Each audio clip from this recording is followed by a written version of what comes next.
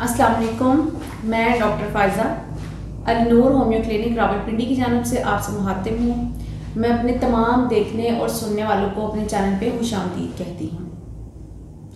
मेरी जो वीडियो है वो है थायराइड के बारे में कि थायराइड क्या है, और इसमें मैं आपको बताऊंगी कि इसका हमारी बॉडी में फंक्शन क्या है। उसके हवाले से कुछ ऐसे टिप्स बताऊंगी मैं डाइट के हवाले से, जिस पे आप अमल करके इसको नेचुरली इम्प्रूव कर सकते हैं। तो thyroid gland basically thyroid gland हमारे यहाँ पे, ये जो हमारे गर्दन है यहाँ पे ये ग्लैंड्स जो हैं वो पाया जाता है, और यहाँ से जो हार्मोन्स हैं वो सिक्रीट होते हैं T3 और T4, जिनका फंक्शन होता है हमारी बॉडी में कि बॉडी की कोई भी एक पर्सन है उसकी बॉडी का वेट कितना होना चाहिए, हाइट कितनी होनी चाहिए, इस लिहाज से इसका जो ये फंक्शन होता है। तो जब ये थायराइड के जो हार्मोन्स हैं, यानी कि जब थायराइड फंक्शन डिस्टर्ब हो जाता है, थायराइड ग्लैंड के जो हार्मोन्स हैं वो डिस्टर्ब हो जाते हैं, या वो अपनी जो एक क्वांटिटी है उससे ज़्यादा रिलीज़ होने लग जाते हैं या उससे कम होने लग जाते हैं, तो उससे 3 तरह की प्रॉब्लम्स पैदा होती हैं। फर्स्ट पे हाइपोथायरॉयडिज्म, नेक्स्ट हाइपरथायरॉयडिज्म, और थर्ड है गॉइटर, जिसको हम कहते हैं गिल्लर, यानी कि ये जो गला है यहाँ से वो उभर के ऐसे बाय मोटा सा बन जाता है, जिसको हम गिल्लर कहते हैं। अक्सर लोगों को तो गिल्लर के बारे में पता भी होगा।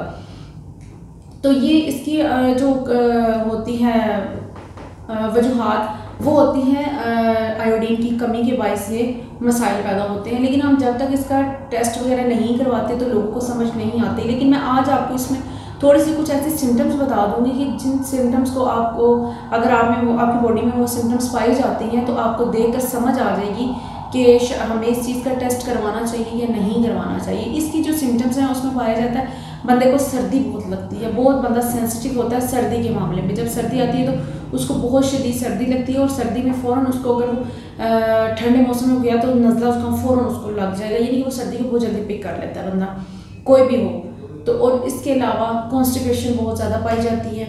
जो पेशेंट है थायराइड के हवाले से, उसको कॉन्स्टिपेशन बहुत ज़्यादा होगी, उसको जो कब्ज़ है वो होगी। बस टाइम वो ऐसी डाइट ले लेता है, उसको पता नहीं होता पेशेंट को, वो डाइट ले लेता है उससे हो जाता है, लेकिन ज़्यादातर चांसेस इसी के होते हैं।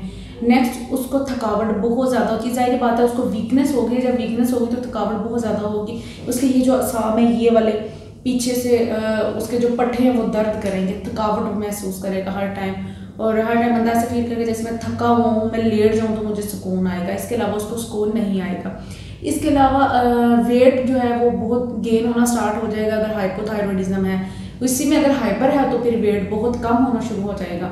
वेट पे भी बहुत ज़्यादा अफेक्ट होता है, क्योंकि मैंने आपको बताया जो T3 और T4 है, इसका फंक्शन ही यही है कि ये आपके जो कोई भी पर्सन है उसकी हाइट और वेट को जो है वो मेंटेन करता है।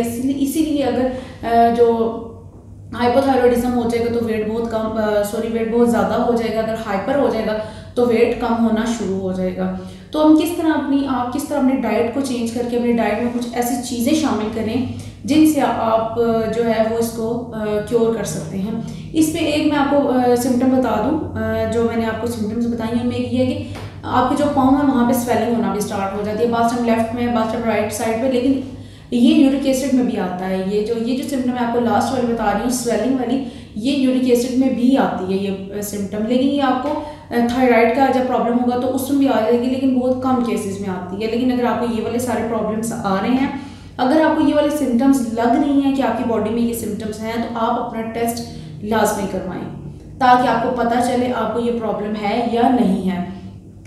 तो हम किस तरह अपनी डाइट के ज़रिए इसको कंट्रोल कर सकते हैं। डाइट में आप सबसे ज़्यादा अपनी डाइट में शामिल करें दूध, और दूध से बनी हुई चीज़ें जैसे मक्खन हो गया और दही हो गया।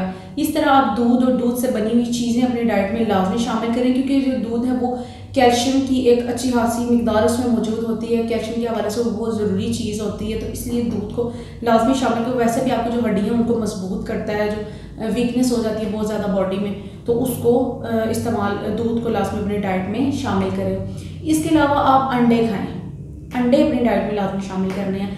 चाहे आप अगर आगे गर्मियाँ आ रही हैं, लोग कहते हैं कि गर्म है हम नहीं खाते, आप ज़रूरी नहीं है कि आपने नाश्ते में वही अंडा फ्राई करके खा लेना है, सिर्फ उसका वही तरीका नहीं होता। आप अंडे को बॉईल कर लें, दिन को किसी भी टाइम आप खा लें, ज़रूरी नहीं है कि आपने नाश्ते में खाना, आपका दिल नहीं कर रहा, और ऐसा भी नहीं है कि आप डेली खाएं। लेकिन अगर आप खाएं, जो थायराइड के पेशेंट्स हैं वो खाएं तो उनके लिए बहुत फ़ायदेमंद साबित होगा। लेकिन अगर आप नहीं भी खाते हैं तो एक अंडा दिन में लाजमी खा लें।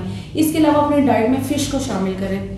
फ़िश जो है, चाहे अगर गर्मियाँ आ रही हैं आगे, फिर वही बात है कि अंडा भी गर्म है, मछली भी गर्म है, तो आपने ऐसा नहीं है कि डेली मैं आपको ये कह रही हूँ कि आप बस डेली फ़िश ही खाते जाएं, ऐसा नहीं है। लेकिन आप अपने डाइट में थोड़ा बहुत उसको शामिल करें। जितने भी थायराइड के पेशेंट्स हैं वो अपने डाइट में फ़िश को शामिल करें, अंडे का इस्तेमाल करें। इसके अलावा दूध, दही और दूध से बनी जितनी भी चीज़ें हैं उनको शामिल करें। तो नेक्स्ट जो है वो इंशाल्लाह मैं वीडियो बनाऊंगी हाइपरथायरॉयडिज्म के हवाले से। और इसके अलावा अगर आप कोई क्वेश्चन करना चाहते हैं या आप मुझे अपना चेकअप करवाना चाहते हैं, मेरे क्लिनिक पे विज़िट करना चाहते हैं, तो मेरे क्लिनिक का एड्रेस मैं नीचे डिस्क्रिप्शन बॉक्स में दे दूँगी। तो अगर आपको ये मेरी वीडियो पसंद आई है तो इसको लाइक और शेयर ज़रूर करें ताकि सबका फ़ायदा हो। बहुत शुक्रिया। अल्लाह हाफिज़।